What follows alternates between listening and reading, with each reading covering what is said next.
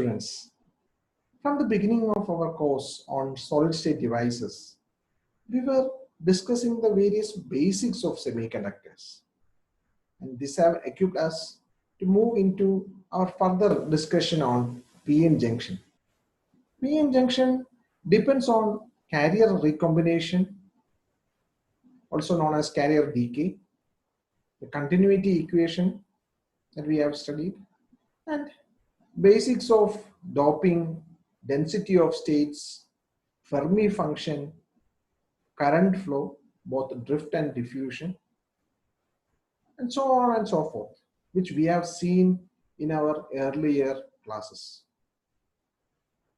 So please give a look back into these topics so that you could understand our further discussion on PN junction more clearly. We will be making use of these basic concepts that we have already studied to understand PN junction in more detail. And to start our discussion, if we look back, we were discussing about semiconductors in a single type. We were trying to analyze the basics based on N-type semiconductors and P-type semiconductors separately. From here onwards, on our discussion on PN junction, we will be considering the combination of P-type and N-type. Or in other words, we know joining of P-type and N-type semiconductors result in PN junction. How it is fabricated is not our point of interest at this point. But we should understand, by joining P and N type, we are getting PN junction. If we look into the characteristics of these types of semiconductors separately, in case of P-type semiconductor, the majority carriers are holes. Minority carriers are electrons. We get P-type semiconductor by doping with acceptor impurities, which are trivalent, and it is denoted by N suffix A. Similarly, N-type semiconductors, the majority carriers are electrons, with minority carriers holes, and this is obtained by doping it with donor impurities, which are pentavalent in nature, and it is denoted by N suffix D. Certain assumptions that we are taking while we discuss in the initial part of PN junction will be that the P-type and N-type are not heavily doped. Low doping is being taking place. And we also assume that we are having 100% ionization, which means every individual atom of impurity gives one carrier. A single pentavalent impurity will give one free electron. Likewise. And also we consider our discussion at room temperature, and also we assume that there are no external field applied. Whatever field is acting on the PN junction is due to the difference in concentration of carriers within the PN junction.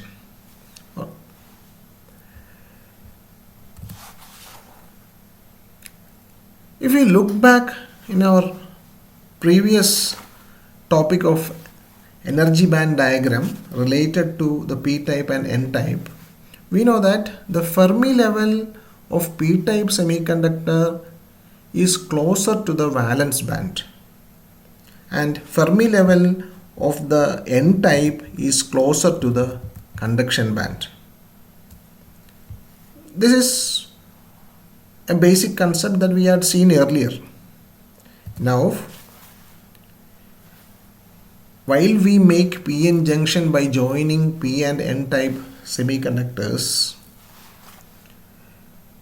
we can see in the energy band diagram on the P side the energy level is different from the conduction band level in P side is different from the conduction band level in N side. The energy levels are different. The difference is Q times V0. We will see what V0 is. V0 is the electrostatic potential in the depletion region. In short, we will call depletion region as dr. The same difference in energy level is seen for the valence band also. The energy level of the valence band, the P side, is different from the energy level in the valence band or energy level of the valence band in the N side. This concept has to be kept in mind for our further discussion on the electrostatic potential V0.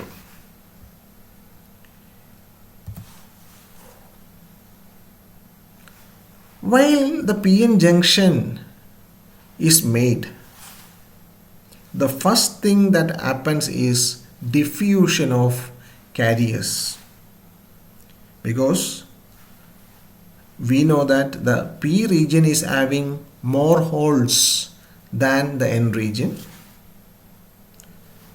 and N region is having more electrons than the P region. So that diffusion will take place, because we know diffusion means, or diffusion is a process where the carrier moves from its higher concentration to its lower concentration area. So diffusion takes place. Along with this diffusion, there is another thing happening. When electrons from N region moves into the P region, there will be negative ions forming at the junction in the P side. Similarly, while the electrons from N side is moving to the P side, it is having positive ions on the near to the junction on the N side. Because of this positive and negative charged ions, there will be a potential forming at that junction. And this area where we find positively charged and negatively charged ions are known as the depletion region, because this region or these charges prevent further movement of electrons and holes. In totality, if we consider the current mechanisms in the PN junction in thermal equilibrium, as I had mentioned earlier, we are considering the room temperature. Diffusion of the carriers cause an electric field in the depletion region, and because of this electric field, drift current comes into existence. Diffusion current is due to the majority carriers and drift current is due to the minority carriers. Now if we consider the directions, the electric field direction is from right to left in this case, because the positively charged ions are on the right side of the junction. The electron diffusion is happening from N region to P region. So that is also moving from right to left. But electron drift, due to the electric field formed in the junction, is happening from P to N, which means from left to right. Similarly, hole diffusion is happening from P to N because P region is having more holes, or the majority carriers of P region is holes. So the hole diffusion is happening from left to right, but the hole drift, which is due to the minority carriers in N region, which are holes, due to the effect of electric field, the hole drift is happening from right to left. So in a nutshell, if we try to understand the direction, hole diffusion is happening from left to right. Since the current by convention is in the same direction of the movement of hole, due to the hole diffusion, the current is from left to right. Hole drift is happening from right to left, so the current is also, current due to hole drift is in the direction right to left. Electron diffusion is happening from right to left. By convention, the current is in the opposite direction of the movement of electron, and because of that, the current due to the electron diffusion is from left to right. Similarly, electron drift is happening from left to right, so the current due to this electron drift will be from right to left. This is because the current convention is that the current direction due to holes will be the same as that of the direction of the holes, movement of holes, and in case of electrons it will be opposite to the direction of movement of electrons.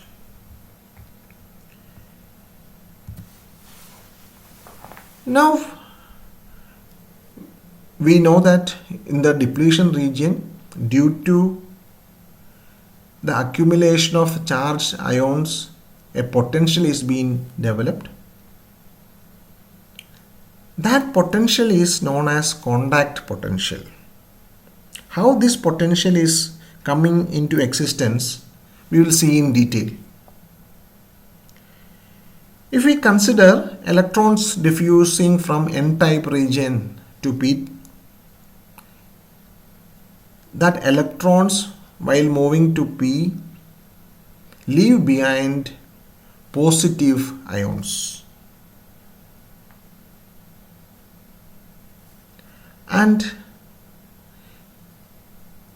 these positive ions are formed on the N side, and holes leaving the P region to the N region leaves behind negative ions because uncompensated acceptor ions are Na minus. The resulting electric field, because due to the accumulation of charged ions at the junction, that electric field will be having direction from positive charge towards negative charge. Thus, there is a constant potential Vn in the neutral N material and a constant potential Vp in neutral P material. The potential difference will be the contact potential V0. The region which holds these charged ions is also known as transition region, depletion region. and the potential difference is called the contact potential. And at equilibrium, there will be no current flowing because our assumption is that no external electric field is applied. There is no external force that induces a current flow. In that case, the drift of holes, JP drift, should be opposite to the JP diffusion of holes, or mathematically we can write it as JP drift plus JP diffusion will be equal to 0. The net current will be 0. Similarly, for electrons, Jn drift plus Jn diffusion will be equal to 0 at equilibrium. To obtain a quantitative relationship between V0 and the doping concentrations on each side of the junction, we will make use of the current equation Jp of x. Now we are just considering holes alone, as we were doing earlier. We will discuss upon one carrier, and similarly the other carrier also can be explained. So now we are making use of hole. We know the drift current Q mu P, P of x, E of x, and the diffusion current minus dP of x by dx. The net effect is equal to 0 at equilibrium. By rearranging this equation, we get mu p is mobility of holes by dP, diffusion coefficient of holes, into the electric field due to the accumulated charge ions at the junction is equal to 1 by concentration of holes into rate of change of holes, or gradient of holes. Now we know the electric field can be written in terms of gradient in potential is same as minus of d by dx of Vx. And also from Einstein relation we know dP, it's written dN, which is wrong. It's dP by mu p is equal to kT by q. By substituting these knowledges into the first equation, we get minus q by kt d by dx of Vx is equal to 1 by P of x d by dx of P of x. The previous equation can be solved by integration over approximate or appropriate limits. We know the limits for potential is Vn and Vp. Vn is the potential on the N side and Vp is the potential on the P side. So the limit for potential is from Vp to Vn. Similarly, the concentration of holes on the P side is Pp, and the minority carriers holes in N side is Pn. So that is the range of concentration of holes. By integrating with these limits, we can simplify it as minus q by kt Vp minus Vn is equal to log of P suffix P minus log of, which is natural log of P suffix N, which can be rewritten as log of P suffix P by P suffix N. We know Vp minus Vn is equal to the contact potential V0. So that we'll get a final expression for contact potential V0 is equal to Kt by Q natural log of Pp by Pn.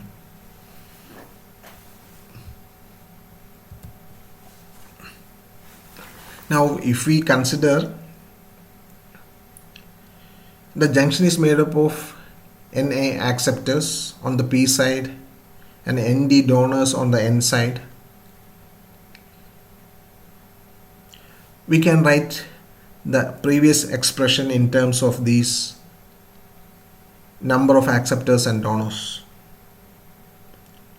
So in place of Pp, we can directly substitute Na because our assumption was 100% ionization. So number of holes will be same as that of number of acceptor ions. So Na divided by Pn, which can be found from by using law of mass action. Np is equal to Ni square. We know Ni square by Nd. Nd is the number of electrons. So Ni square by Nd can be put in place of Pn.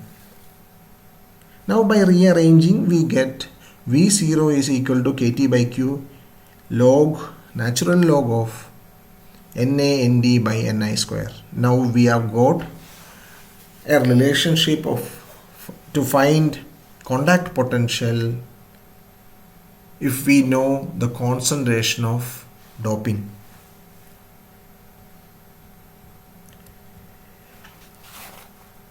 By considering the majority carrier concentration, we can easily find the contact potential.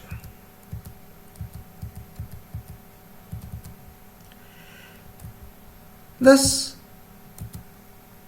we shall stop our first discussion or first session on PN junction with this.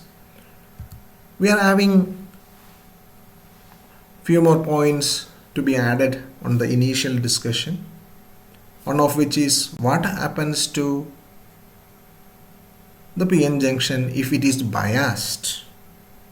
What do you mean by biasing? Biasing means applying of external potential. And after that study, we will try to evolve an equation, an ideal diode equation. The PN junction itself is known as the diode. So we have to see an equation known as the ideal diode equation, also known as the PN junction equation.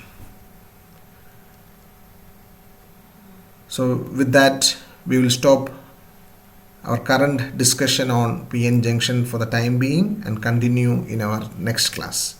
Thank you.